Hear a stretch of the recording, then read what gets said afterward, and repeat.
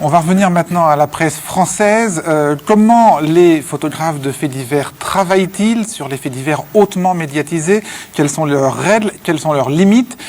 Question de cette émission, mais d'abord avec vous, Perrine Dutreil. Petit rappel pour nos jeunes téléspectateurs de ce qu'a été l'affaire Grégory, puisque c'est de l'affaire Grégory dont il va être principalement question aujourd'hui. Oui, cette affaire Grégory, du nom de ce petit garçon de 4 ans dont tout le monde connaît le visage souriant, commence donc le soir du 16 octobre 84 dans les Vosges, quand on retrouve dans la Vologne le corps de Grégory Villemain, pieds et poings liés. Alors l'image est choquante et l'enterrement du petit garçon va attirer la foule, les photographes et les caméras. Il faut dire que ce fait divers est particulièrement sordide. Le meurtre est revendiqué par un mystérieux corbeau qui menaçait depuis plusieurs années la famille Villemain à coups de lettres et d'appels anonymes. Très vite, les témoignages cruciaux de cette jeune femme rousse, Muriel Boll, qui pourtant se rétractera 3 jours plus tard devant les journalistes toujours, accuse Bernard Laroche, un cousin de la famille, d'être le ravisseur de Grégory. Laroche est arrêté sur son lieu de travail devant les caméras. Il sort de prison au bout de 3 mois. Les caméras sont d'ailleurs toujours là, mais il reste inculpé d'assassinat. Les soupçons se tournent alors vers Christine, la mère de Grégory, que les experts en écriture désignent comme pouvant être le corbeau. La presse suit cette thèse et s'acharne sur elle. Fin mars 85, le père de Grégory, Jean-Marie, qui reste persuadé de la culpabilité de Laroche et le confie d'ailleurs aux journalistes, abat son cousin d'un coup de fusil. On voit ici les images de la reconstitution. Jean-Marie est écroué. Puis c'est Christine, enceinte de 6 mois, qui est à son tour inculpée et incarcérée pour l'assassinat de son propre enfant. Au bout de 10 jours, elle est pourtant remise en liberté et placée sous contrôle judiciaire. Suivra une très longue instruction à rebondissement qui aboutit en 93 à un non-lieu en faveur de Christine Villemain. La justice a conclu à une absence de charge contre elle. Quant à Jean-Marie, il est condamné en décembre de la même année à 5 ans de prison, dont 1 avec sursis pour le meurtre de Bernard Laroche. Le dossier est clos depuis 2001, mais sauf nouvel élément qui pourrait rouvrir l'enquête, l'affaire Grégory sera prescrite en 2011. Voilà, en 2011, dans 5 ans. Alors là, on vient de raconter l'histoire uniquement avec des images de télévision, parce qu'il y avait beaucoup de caméramens, la présence du journal télévisé était déjà très forte à l'époque de l'affaire, il y avait aussi beaucoup de photographes, on va en parler. Vous étiez là pour la radio Europe 1, dont vous étiez correspondante dans l'Est à l'époque.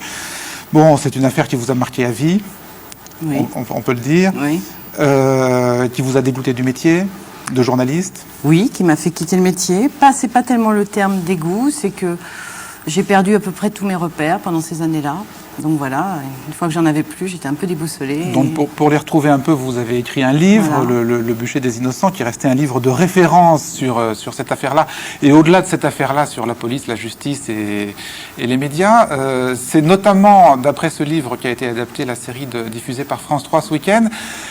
Pourquoi avoir vendu les droits de votre livre à France 3 ? Pourquoi faire aujourd'hui ce téléfilm alors qu'on n'est que 20 ans après l'affaire, donc quasiment tous les protagonistes sont encore vivants, au risque de rouvrir les plaies, parce que ce téléfilm va rouvrir des plaies. Alors, fin 2002, début 2003, il y avait des bruits convergents que TF1, notamment, pas seulement, mais TF1 envisageait de porter à l'écran cette affaire. Dans la série des grands faits divers qu'ils ont décidé d'adapter, comme on en a vu quelques exemplaires déjà. Comme tout le monde, comme tous les protagonistes de cette histoire, j'ai suivi ça avec inquiétude, en me disant, mon Dieu, effectivement, le silence est revenu, les gens ont reconstruit leur vie, ça va être terrible. Et moi, je vais être très franche, j'ai craint que TF1, notamment, ne porte à l'écran la version dévoyée, totalement débridée, que les médias ont donné de cette affaire. Une partie des médias. Et ce que vous voulez dire, soyons clairs, c'est-à-dire la version qui faisait de Christine Villemain la coupable. Oui, pas seulement. Oui, bien évidemment, ça c'est le b.a.-ba, mais pas seulement.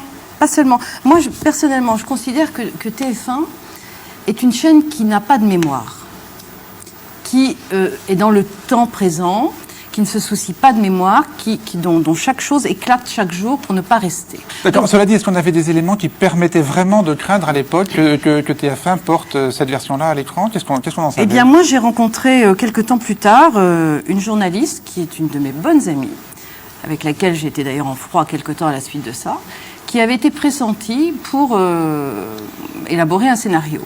Elle était sûrement pas seule, mais elle était là. Et elle m'a dit ça, nous en avons discuté. Et dans la conversation, elle m'a dit, il va bien falloir lui faire faire quelque chose à Christine. Et je me suis dit, oh là là, qu'est-ce que c'est que cette attention il va bien falloir faire quelque chose, à X, Y ou Z. La phrase était peut-être maladroite, je ne sais pas. Moi, ça m'a glacée et je me suis dit non. Donc c'est en quelque sorte pour prévenir ce projet et pour occuper le terrain que vous avez, en concertation avec les Villemains, puisque la série est aussi adaptée de leur livre à eux. Alors ils avaient les mêmes bruits convergents de leur côté, donc je leur ai dit qu'ils en étaient extrêmement effrayés, comme tout le monde j'imagine, parce qu'ils ont reconstruit leur vie, ça a été difficile, voilà, leur vie avait été balayée, et ils voyaient la vague venir, ils voyaient le tsunami, comme on dit, venir, et se disaient, ça y est, mais là on n'aura pas le courage de recommencer notre vie. Alors, le moins qu'on puisse dire, c'est que à la fois votre livre et le téléfilm ne ménagent pas les médias, ce qui en constitue en tout cas à mes yeux un des intérêts essentiels. Alors tout de suite, Perrine, avec un premier extrait, échantillon de la manière dont sont montrées l'action des journalistes. Un extrait du premier épisode, c'est l'enterrement de Grégory, déjà sous haute pression médiatique.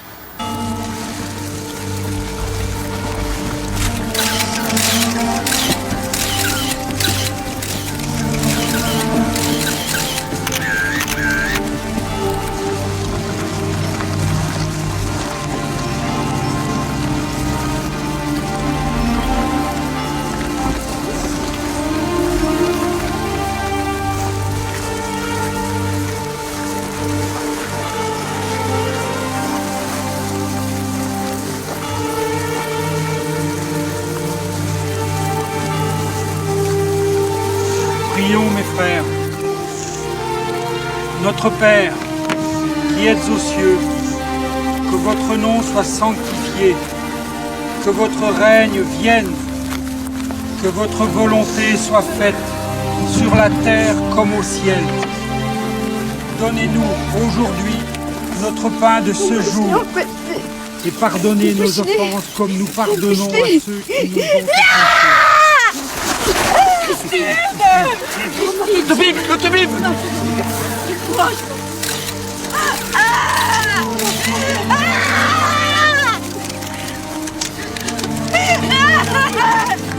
Aidez-moi.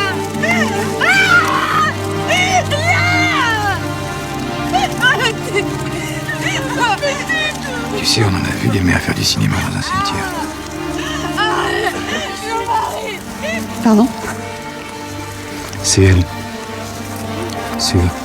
Alors on a aperçu votre personnage, Laurence, alors jeune journaliste pour Europe 1, en compagnie de Jean-Michel Bézina, qui était à l'époque le correspondant pour RTL, donc votre concurrent direct, et correspondant également pour beaucoup d'autres organes de presse. Et pendant toute cette période, il a défendu l'idée de la culpabilité de Christine Villemain.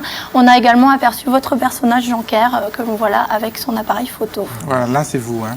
Alors, je précise que le téléfilm, vous ne l'avez pas encore vu. Non, on m'a interdit de le voir d'ailleurs parce que je suis un des protagonistes de l'affaire. J'ai trouvé que c'était très élégant de la part de la production, je le dis en passant. Voilà, la production n'a pas souhaité que les protagonistes puissent le voir avant la diffusion. Voilà. Je pense qu'il devait craindre les procès. Enfin, certainement, certainement. Donc, vous venez d'en voir pour la première fois un extrait, là. Oui. Bah, votre réaction... Je me découvre à l'écran. Bah, c'est ressemblant, hein, avec oui, quelques 20 ans de moins. Oui, et ça vous paraît conforme à ce que vous avez vécu à l'époque, là, ce tout premier extrait, là? Oui, le peu que j'ai vu, évidemment, que l'enterrement, ça a été, je veux dire, ça a été une mêlée générale de toute la presse qui était arrivée. Parce que moi, je dois dire que je suis arrivé un des premiers. Bézina est arrivé le premier. Moi, je suis arrivé le 18, donc 2 jours après la mort du petit.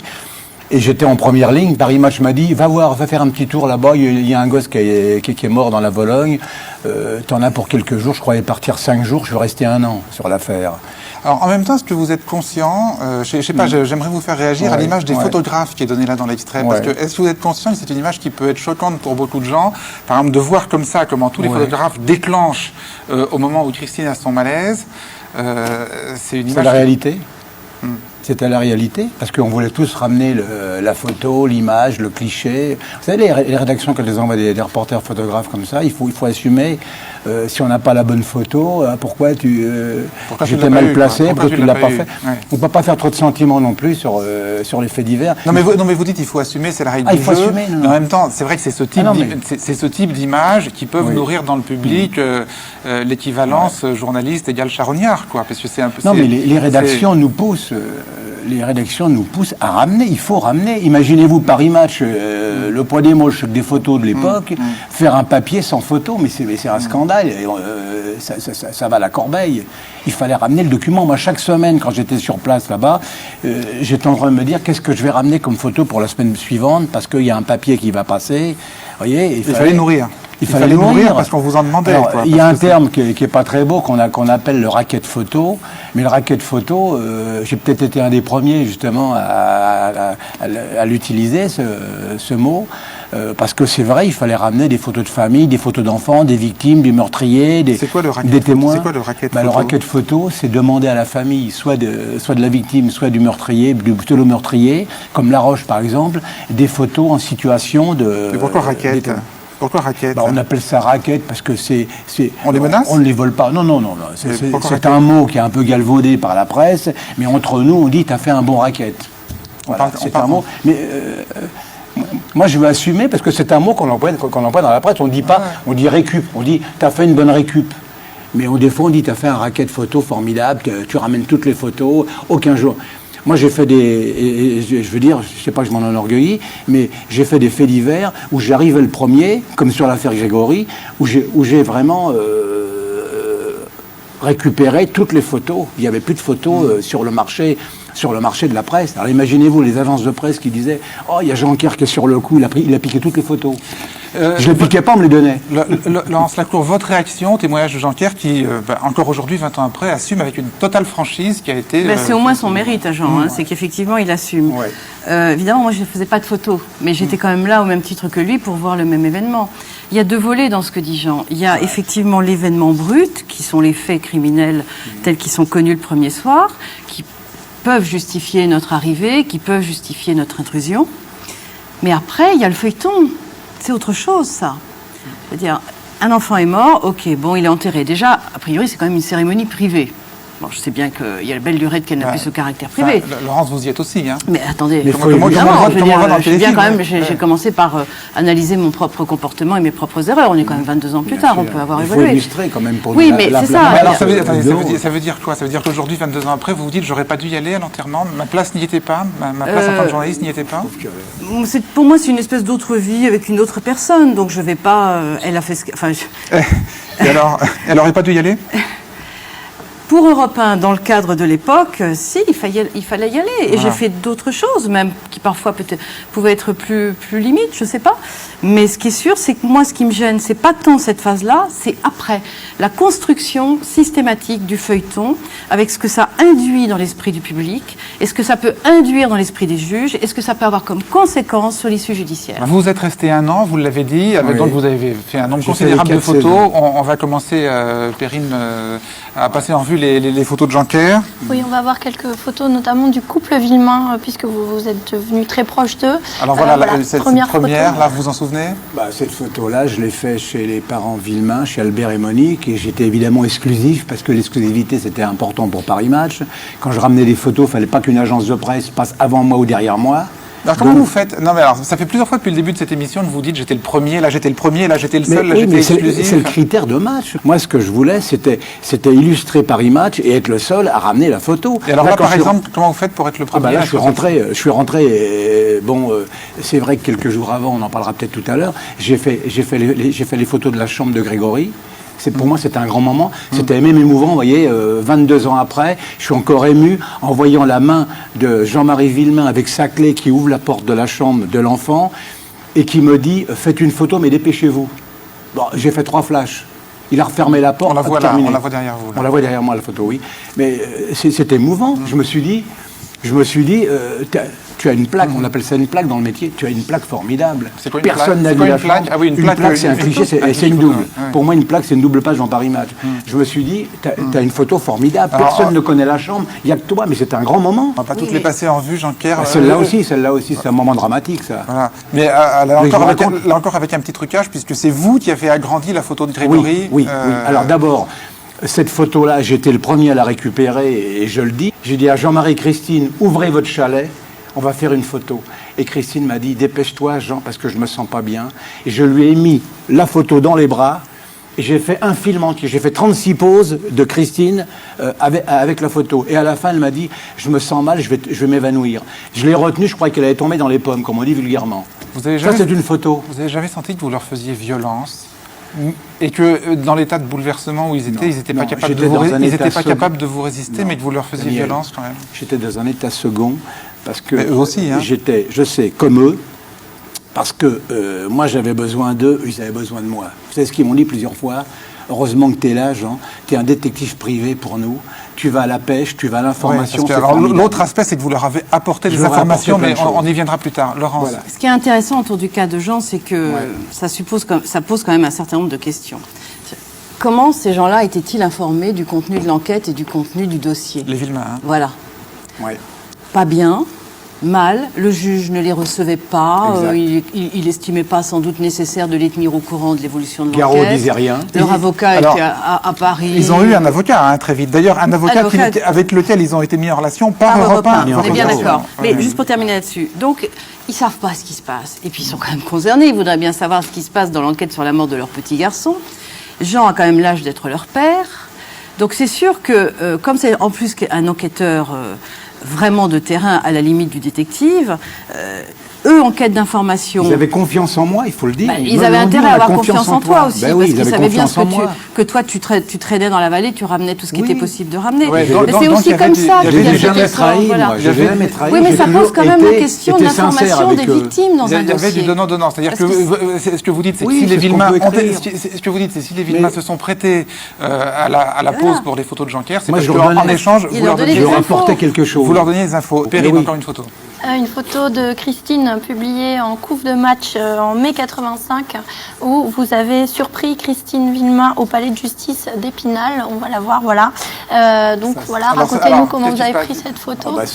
Écoutez, je trouve que Christine Villemain est amaigrie sur la photo parce qu'elle est soupçonnée, elle va être inculpée en même temps.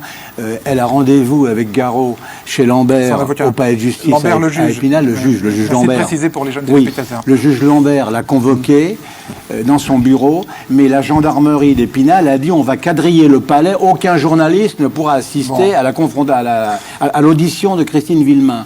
On va fermer les portes à telle heure, je ne sais plus, à 9h. Et moi je suis rentré à 8h30 dans le palais de justice, je me suis fait enfermer dans le palais de justice, je me suis caché dans une armoire, et il y avait la salle des pas perdus, il y avait un silence de cathédrale.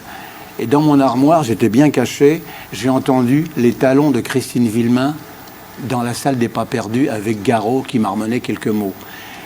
Ensuite, ils sont rentrés dans le couloir, j'ai ouvert la porte de l'armoire, j'étais dans le couloir, et j'ai ouvert la porte brutalement, et j'avais simplement, pas un gros matériel, j'avais un autofocus, j'avais un petit appareil photo, et j'ai flashé. Et là, j'ouvre la porte, et Christine Villemain, elle me voit, elle sourit. Oui, parce qu'elle vous connaît, qu'elle vous aime bien. Le Garot a réagi, mais il m'a dit laissez-la tranquille, etc. Ils ont commencé à crier. Les gendarmes sont venus. Lambert a dit c'était un vieux voyou Jean-Pierre, laissez-le partir. Bon. Et un coup de chance, je termine. Ils m'ont laissé partir avec mon autofocus. Il y avait le film à l'intérieur. Bon, c'est beau. Jean-Pierre, depuis le début, on vous écoute parler. Là, évidemment, moi, je vous remercie. Je suis encore passionné. Je vous remercie pour votre franchise, parce que c'est tout à fait passionnant. Oui. Vous avez chassé le scoop. Vous nous avez bien expliqué pourquoi au début de l'émission. Quand même, aujourd'hui, est-ce que vous ne pensez pas que c'est cette course au scoop à tout prix, à l'exclusivité à tout prix, qui a pu faire déraper un peu tout le monde? C'est-à-dire que quand tout le monde est dans cette course folle, où il faut avoir l'exclusivité, il faut avoir la photo que les autres n'ont pas, le témoignage que les autres n'ont pas, est-ce que c'est pas ça qui a fait déraper tout le monde? Non, parce que ça n'a pas gêné l'information, parce que le juge Lambert a été nul. Je regrette, le juge Lambert a été d'une nullité comme j'ai jamais vu un magistrat. Non, mais son cas est à part. Mais en ce qui concerne vous, les journalistes, Laurence, est-ce que vous pensez ça? C'est-à-dire que moi, je suis évidemment ça n'a rien fait déraper du tout. Non mais. Est-ce qu'on peut donner un exemple précis? Non, mais vous avez bien parlé. Laurence, oui, est-ce qu'on peut donner un exemple? La couve d'avant. Laquelle? La couve d'avant, celle avec Marie-Ange et Christine. Alors, celle avec voilà. Oui, c'est à moi la couverture. Alors, allons-y sur cette couverture. Ça, c'est un photomontage qui est publié quelques jours après la mort de Bernard Laroche, à une époque où, évidemment, il y a une explosion de couverture médiatique, bien évidemment, mais aussi de folie, et où on commence à accuser Christine Villemain. Voilà. Bon. Cette photo-là, vous avez pris la plus jolie de Christine, et je suis désolée de le dire, la plus laide de Marie-Ange. Oui. Marie-Ange, on l'avait vue quelque temps auparavant. Oui.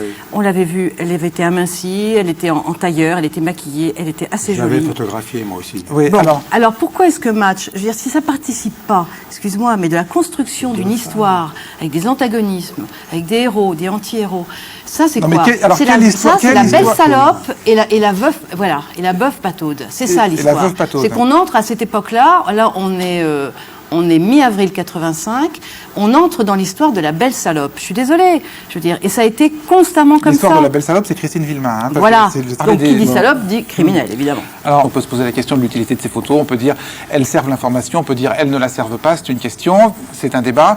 En revanche, dans toute cette affaire aussi, Perrine, il y a eu un certain nombre de dérapages, là, pour le coup, beaucoup plus graves, c'est-à-dire de photos qui ont été carrément sorties de leur contexte et à qui on a fait dire quelque chose de tout à fait différent de ce qu'elle disait à l'origine. Ouais, on va prendre plusieurs exemples. Un premier exemple, c'est cette photo de Christine Villemain qui sort du bureau du juge. On est au tout début de l'affaire. Grégory vient de mourir quelques jours avant. Donc on voit Christine éplorée avec son avocat et son mari derrière. Et donc à ce moment-là, elle est bouleversée par la présence de plein de journalistes à la sortie de ce bureau. Voilà, donc c'est quelques jours après la mort de Grégory, elle est bouleversée pour cette raison-là. Et qu'est-ce qui s'est passé par la suite, Laurence, avec cette photo? C'est vous qui nous avez mis sur la piste. Eh bien, elle sera régulièrement réutilisée, Alors, par exemple, recadrée, voilà. Et à chaque fois, elle sera supposée, parce qu'évidemment, il n'y a pas de mémoire, quoi, elle est supposée sortir du bureau du juge après un interrogatoire difficile. Ouais, non, mais surtout, ce qui est tout à fait fou, c'est qu'elle est utilisée ensuite dans une circonstance tout à fait différente, c'est-à-dire quand Christine commence à être soupçonnée d'être le corbeau. Voilà, elle va être utilisée le lendemain d'un interrogatoire chez les policiers, le lendemain de son arrivée plusieurs fois chez le juge Dans d'instruction. les quotidiens, c'est un quotidien qui s'est servi de la même photo, c'est pas une Non, photo mais vous qui est trouvez pas ça Mais bien attends, mais... Non, Elle n'est vous pas attends. passée dans Paris Match, cette photo. Non, c'est les mêmes qui sont passés. voilà, personne ne parle de match, là, on voit bien que c'est pas match. hein, oui, mais c'est juste un pour dire quotidien. C'est du que- noir et blanc, c'est du noir et Non, blanc. parce que quand elle illustre sa sortie, par exemple, de la Elle sourit PJ pas, pour un elle a interrogatoire... pas un Non, mais sourire attends, béat, quand aussi elle sur les illustre, lèvres. quand cette photo est utilisée, recadrée le lendemain de sa sortie d'un interrogatoire de la police, bah oui, bah, le cette lecteur, qu'est-ce qu'il pense? cette Tiens, elle a été circonstance, ça va pas. entendue par la police, ça s'est pas très bien passé, elle sort, elle est en larmes. Voilà, alors que les larmes et le contexte, c'est pas ça. Et nous, on faisait pas de la radio. On faisait pas de la radio, nous, il fallait ramener des images selon les papiers. Quand on fait un papier, on va pas l'avoir en train de danser la tarentelle. Deuxième exemple, Perrine. Deuxième exemple, Identique. une photo où Christine est en compagnie de son mari et d'un journaliste du Parisien. On va la voir. Lequel journaliste est venu leur proposer au couple de rédiger en fait des questions destinées à Bernard Laroche qui venait de sortir de prison. Une série de photos est prise à ce moment-là. Donc on voit Christine avec le crayon en Ça, l'air c'est le et une Parisien feuille libéré. sur les genoux. Photo qui sera Ça, c'est pas- série Elle de doit- photos qui elle sera doit également rédiger- Ça, c'est pas très beau. Voilà, dans elle doit d'autres rédiger contextes. des questions à Des Bernard questions à Laroche. Bernard hein. Laroche. Et alors, celle-là aussi va être réutilisée pour illustrer quoi, Laurence? Eh bien, son personnage de Corbeau, puisqu'elle Ah. est en train d'écrire. Ça va devenir l'image du Voilà, corbeau. du voilà. corbeau, voilà. Et alors, le contexte, c'est quoi? C'est Bernard Laroche vient d'être libéré. Les journalistes du Parisien lancent l'idée que les deux couples se rencontrent pour discuter. L'avocat de Bernard Laroche refuse, et c'est comme ça que ça devient le questionnaire. Et effectivement, la photo, une fois encore, resserrée, recadrée, va servir à chaque fois qu'on dira Christine Villemain est peut-être le corbeau ou est le corbeau, comme beaucoup l'ont asséné.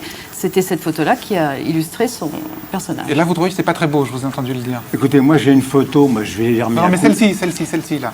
Ah non, c'est C'est- pas très beau, mais Pourquoi moi j'en ai une aussi. Pourquoi Vous voulez que je vous dise la vérité? Non, pourquoi, Jean? Pourquoi vous trouvez celle-là Parce que c'est un montage, je veux dire, bon, qu'on fasse une photo sur un fait bien précis en même temps, en disant, tiens, elle est prise avant Noël, la photo. Je m'en Non, lance. pas du tout. Elle est prise début février 85.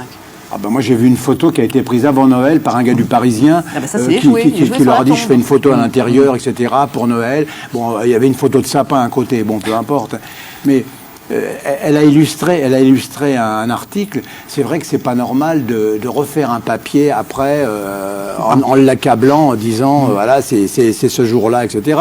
Mais ça c'est du Ça, c'est de la presse, Alors, c'est de la presse quotidienne, c'est voilà, pas, oui. pas de l'hebdo. Parce que nous, à Match, on a changé sans arrêt de photo. Hein. Oui, non, mais Vous ça, avez vu un c'est- peu la série que j'ai sortie. Non, quand non, même. absolument. Ça, avec le nombre que vous avez sorti, On au est sorti, moins, oui. vous n'avez pas eu à réutiliser Non, les non, mêmes dans non, des non, contextes non, non. Que différents. l'enfant, que le petit Grégory. oui, ça. Dernier exemple, Perrine, alors là, c'est encore plus incroyable.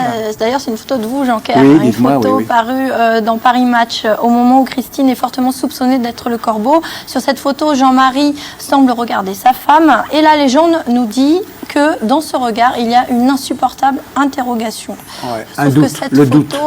on l'avait vue auparavant et elle n'a rien à voir avec ce contexte. Oui, voilà. Alors, à quelle occasion elle a été prise, cette photo qui... Ça, Jean peut le dire mieux pas, c'est lui qui l'a Alors, pris. Mais cette photo, je l'ai fait à l'intérieur du chalet. Je leur avais montré, je leur avais fait écouter une cassette. Je crois qu'ils sont en train d'écouter une cassette Ouais. d'ailleurs là. Voilà, ils Ça. sont en... mais oui. Alors, soyons précis. Ils écoutent une cassette en Ils même sont temps. en train d'écouter une cassette. Qu'est-ce qu'il y a sur cette cassette? Il y avait un témoignage quelconque, je sais plus, je leur en ai fait écouter plusieurs cassettes, vous savez, tout le monde le sait maintenant, hein, et ils écoutent religieusement, etc. Et moi, évidemment, j'ai mon appareil photo, je me dis, bon, ils sont chez eux, bon, il n'y a plus de meubles, un petit peu, il y a plus grand-chose, et je fais des photos. Et j'envoie mes films, parce qu'à l'époque, bon, hein, on n'envoyait pas par ordinateur, j'envoie mes photos par la poste, par le train. Et puis je suis resté sur place et j'ai eu la surprise, évidemment, parce qu'on a quand même des surprises, les reporters, on ne maîtrise pas tout. J'ai eu la surprise que la rédaction a titré en même temps le doute sur la culpabilité de... Non, c'est pas en même non, temps. mais C'est pas en même temps, puisqu'elle a été publiée plusieurs fois. Ils s'en sont resservis après, Voilà. quand elle a été, oui, exactement, Et quand elle a été soupçonnée. Match, d'ailleurs le papier n'est pas de moi, il est Jean-Michel Caradec, regardez la signature, et Jean-Michel Caradec, le texte n'est pas de moi. Vous avez trouvé ça bien qu'ils s'en resservent dans ce contexte-là? Non, je n'ai pas apprécié. Attends, non, mais non parce seulement que je ne l'ai ils pas sont- fait dans ce but-là. Je l'ai Il pas s'en fait dans ce resserve, but-là. mais il resserre, il recadre. Et Oui. donc le doute, Oui. l'interrogation, elle porte C'est une sur très le belle photo, contenu de la d'ailleurs. cassette Oui. et de ce que tu leur as fait entendre à ce moment-là. Oui. Alors que l'article dit que Jean-Marie doute Oui, de mais sa c'est- femme en la regardant. Oui, mais ça, Nuance. j'assume. Hein, Mais vous assumez quoi? J'assume la photo, mais j'assume pas, j'assume pas recadrage. l'exploitation. J'assume pas l'exploitation Ah, voilà. de la photo Voilà. en deuxième, Vous en assumez- deuxième parution. Voilà. Vous assumez pas la deuxième légende? Non, je l'assume pas du tout, parce qu'ils m'ont pas prévenu. J'étais à l'Épange, moi j'étais à Épinal, j'étais dans le kiosque à acheter Paris Match en voyant mes photos dedans. David. Vous, pour faire ces photos-là, vous étiez très en confiance avec le couple. Quand il y avait un raté comme ça d'interprétation de la photo, ou quand ils voyaient les photos Ils m'en parlaient, moi. Ben justement, est-ce qu'ils vous engueulaient en disant mais t'as vu ce Mais que, oui, ce que Match fait avec nos Mais photos? bien sûr qu'ils m'ont engueulé Et plusieurs fois. comment il n'y avait Mais pas oui. de rupture de confiance dans ce cas-là? Ils m'ont engueulé, Comment vous- ils m'ont comment dit, vous les Jean, gardiez avec De vous? toute façon, on a confiance en toi et Paris Match, il y a des moments, il déborde un petit peu. J'ai dit oui, mais moi je peux pas tout maîtriser. Moi je maîtrise ce que je fais, ce que j'envoie et ce que j'écris. Mais s'il y a une deuxième exploitation des photos avec d'autres légendes, moi j'y peux rien. Moi c'est la rédaction en chef et je critique pas, mais c'est leur rôle. Nous, les reporters, on produit, on envoie des textes et des photos, et après, c'est la rédaction qui fait la mise en page. Il risquait pas d'aller se plaindre auprès de Jean. C'est paru le matin de l'assassinat de Bernard Laroche. Ça, là, la photo recadrée. Non, mais La le reste légende. du temps, parce que Mais non, mais il les après, a il se parle photographiés plus. tout le temps. Jean-Marie Villemain, il va en prison, c'est fini. Non, mais moi, Il j'ai sort du Christine. champ. J'ai Christine Oui, t'as qui- Christine une fois. Puis Ah après, non, c'est- non, non, j'ai fait plusieurs papiers de Christine. Ah, mais J'ai- les papiers, oui, J'ai mais les téléphoné, contacts. Parce téléphoné. qu'à vous entendre, on dirait qu'il y a une Je espèce faisais de des interviews compagnonnage par comme téléphone. Non, mais ça sur la attendez, je voudrais durée. quand même Non. revenir là-dessus. Ça paraît Non, le mais matin faut du pas 29 déformer mars. non plus, Mais ça. c'est pas ça le D'accord. problème, mais c'est l'impact. Ils l'ont vu. Ça paraît, ils Et le voient le alors matin. Et alors Ils le voient le matin, avec tout ce qu'il y a dans le papier, patati patata, et ils le tuent Mais à c'est pas ça 13 qui heures. déclenche la mort de Laroche, c'est n'importe quoi. Mais j'ai pas dit que ça déclenchait, Non, mais si c'est je- comme ça qu'on fait de la radio, bah bravo. Allez, là. Bon, en tout cas, elle fait bah, plus de, bravo. elle fait plus de À radio. 18 C'est ans, des je fais plus de supputations, radio. j'appelle des supputations. Elle- moi. elle- Voilà, Elle ne fait Laurent plus de radio. Facourt.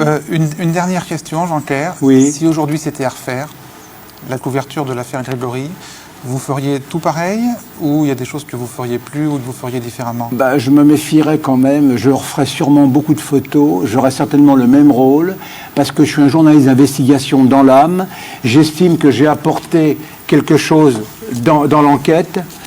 Il y a même Garot qui a dit une fois, heureusement qu'il y avait Jonker, ce journaliste à l'américaine.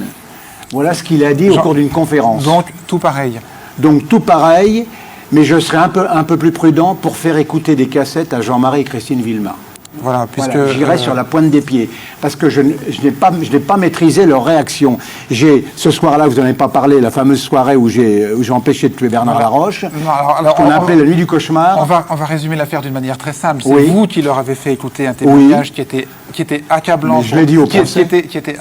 On va juste Accablant. résumer très rapidement pour Absolument, les téléspectateurs. absolument. Qui était accablant pour Bernard Laroche. Oui. Et c'est à la suite de l'audition de ce témoignage que vous lui aviez fait écouter, que plusieurs semaines plus tard... ça dure 1h30 les cassettes quand même. Que plusieurs semaines plus tard, Jean-Marie Villemain mois plus tard, c'est bien ce que je disais, est allé tuer Bernard Laroche. Et ça, c'est l'épisode que vous verrez si vous regardez le téléfilm de France 3. Je ne sais plus si c'est dimanche soir ou lundi soir. C'est dans un de ces épisodes-là. Voilà. J'espère en tout cas que si vous avez choisi de regarder ce téléfilm, vous le verrez peut-être un peu différemment avec les compléments que nous vous avons apportés autour de ce plateau. Et si vous voulez prolonger votre vision du téléfilm, le livre de Laurence Lacour, livre de référence, dont il arrive, dont le téléfilm est l'adaptation Le Bûcher des Innocents. Merci à tous les deux.